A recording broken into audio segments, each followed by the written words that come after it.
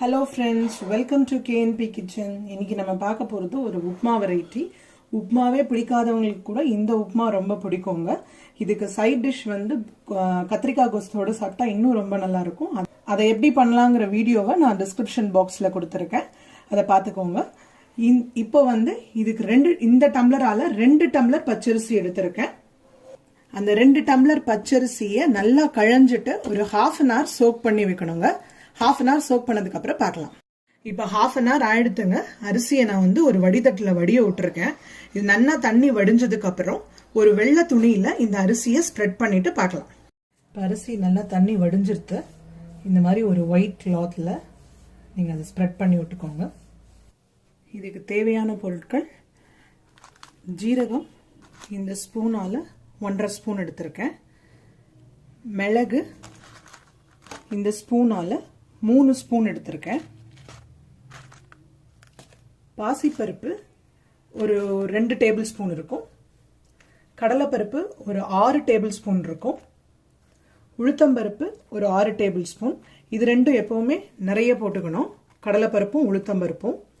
தோரம்பருப்பும் 3 table spoon இருக்கும்.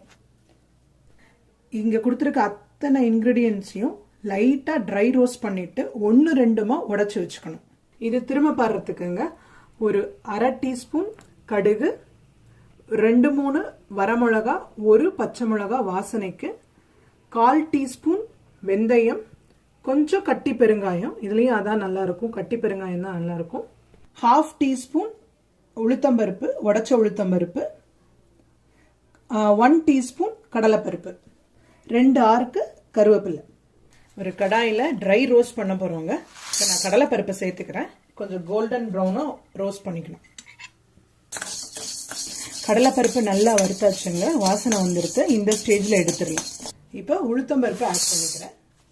இது கொஞ்சம் செவக்க வறுக்கணும். இது நல்லா செவப்பா வறுத்தாச்சுங்க. இந்த ஸ்டேஜ்ல எடுத்துடுறேன். இப்போ தோரம்பருப்பு ஆட் பண்ணிக்கிறேன். இது நல்லா வாசனை வந்துருதுங்க. இந்த ஸ்டேஜ்ல எடுத்துடலாம். இப்போ பாசிப்பருப்பு ஆட் பண்ணிக்கிறேன். இது 1 நிமிஷம் வறுத்தா போதும். பாசிப்பருப்பு நல்லா வறுந்துருச்சுங்க. இந்த ஸ்டேஜ்ல எடுத்துடலாம். இப்போ அடுப்பு நல்லா கடாய் நல்லா சூடா எடுத்து இப்போ அந்த சூடு போரும். இப்போ மிளகு ஜீரகம் 2யும் சேர்த்துக்கிறேன். ஒரு 1 நிமிஷம் கழிச்சு அதை எடுத்துடுவேன். வறுத்து வச்ச பருப்பெல்லாம் ஒன்னா போட்டு இருக்கோம். இது கொஞ்சம் ஆறினா விட்டு 1-2 பொடி பண்ணிட்டு பார்க்கலாம். இப்போ இந்த அரிசியை வந்து இப்படி பிடிச்சிட்டு நீங்கள் விட்டிங்கன்னா கொஞ்சம் ஒட்டணும், கொஞ்சம் ஒட்டாமல் இருக்கணும். இதுதான் ரவை பதத்துக்கு கரெக்டாக வரும். இப்போ எடுத்து வச்சிருக்கிற அரிசியிலேருந்து கொஞ்சமாக எடுத்துட்டு இருக்கேன். மொத்தமாக போட்டிங்கன்னா மாவாயிடும். கொஞ்சம் கொஞ்சமாக அது மல்டிபிள்ஸ் இதில் தான் பண்ணணும். கொஞ்சம் எடுத்து ரவை பண்ணிட்டு காமிக்கிறேன். இந்த மிக்சியில் விப் மோடு இல்லாட்டி பல்ஸ் மோடுன்னு இருக்கும். அதில் ஒரு 2 சுற்று சுற்றிட்டு பார்க்கலாம். இந்த மாதிரி உடச்சிக்கணுங்க. மொத்தமாக உடைச்சிட்டு அப்புறம் ஒரு வாட்டி சலிச்சுக்கணும். அரிசியை உடைச்சிட்டு ரவை மாதிரி உடைச்சிட்டு சலிச்சு வச்சிருக்கேங்க. சலிச்ச ரவை இந்த கப்பில் 1.25 டம்ளர் வந்தது. பருப்பெல்லாம் தனியாக வறுத்து வச்சிருந்தோம் இல்லையா, அதை 1-2 உடைச்சு வச்சுட்டு இருக்கேன். அதையும் நான் சலிச்சுட்டேன். மிளகு ஜீரகத்தை 1-2 கிரஷ் பண்ணி வச்சுட்டு இருக்கேன். ரொம்ப பொடி பண்ணக்கூடாது, காரமாயிடும். பாத்திரத்துலயோ இல்லை பிளேட்லேயோ உடைச்ச ரவையை போட்டுக்கோங்க, அரிசி ரவையை. அப்புறம் உடைச்ச பருப்பையும் போட்டுக்கோங்க. 1-2 க்ரஷ் பண்ண பெப்பரையும் போட்டுக்கோங்க. லைட்டாக குக்கிங் ஆயில் ஸ்ப்ரிங்கிள் பண்ணி மிக்ஸ் பண்ணி 20 மினிட்ஸ் விட்டுடணும்.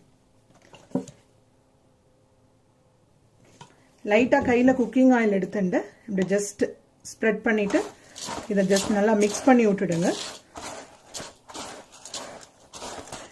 20 மினிட்ஸ் இந்த மாதிரி விட்டுடணும். அப்பதான் அரிசி உப்புமா உதிரா வரும்.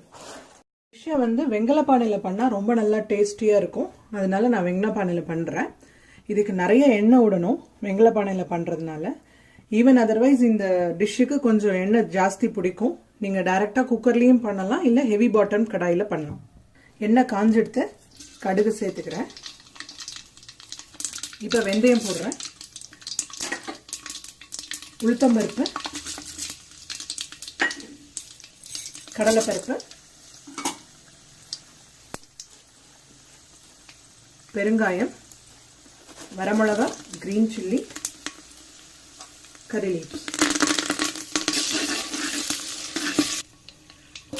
டம்ளர் தண்ணி தேவைப்படுங்க அதுக்கு. இதில் 4 டம்ளர் இருக்கு. இதில் 2 டம்ளர் மெஷர் பண்ணி வச்சுருக்கேன். இந்த ரவை உடைச்சது வந்து இந்த டம்ளரால் 2.5 டம்ளர் இருந்ததுங்க. ஸோ 5 டம்ளர் தண்ணி ஊற்றணும். இது டைரக்ட் குக்கிங்னால 6 டம்ளர், 1 டம்ளர் எக்ஸ்ட்ரா ஊற்றுறேன். இந்த டிஷ்ஷுக்கு தேவையான அளவு உப்பு போடுறேன். ஒரு வாட்டி கலக்கி விட்டுக்கோங்க. தண்ணி நல்லா கொதிச்சதுக்கப்புறம் அந்த ரவையை ஆட் பண்ணலாம். தண்ணி நல்லா கொதிச்சுடுத்துங்க. அதுக்கப்புறம் கொஞ்சம் மீடியம் ஹீட்டில் வச்சுக்கோங்க. ரவையை கொஞ்சம் கொஞ்சமாக ஆட் பண்ணிவிட்டு கொஞ்சம் கலந்து விடணும். ஒட்டுக்கா போட்டுட்டிங்கன்னா கட்டி தட்டிடும்.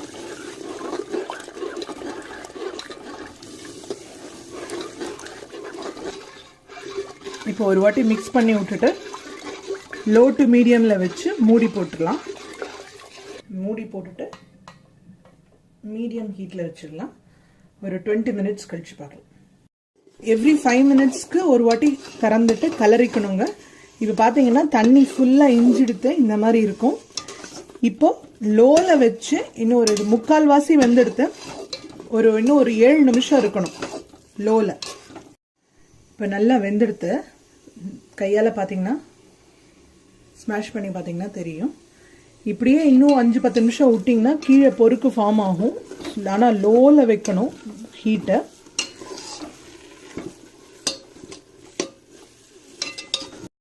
இப்போ பாருங்கள், உப்மா உதிராக வந்திருக்கு. It is ready to serve with கத்திரிக்காய் புளிகோஸ்து. உங்களுக்கு இந்த டிஷ் பிடிச்சிருந்ததுன்னா லைக் பண்ணுங்கள், ஷேர் பண்ணுங்கள், எங்கள் சேனலுக்கு சப்ஸ்கிரைப் பண்ணுங்கள். தேங்க்ஸ் ஃபார் வாட்சிங்.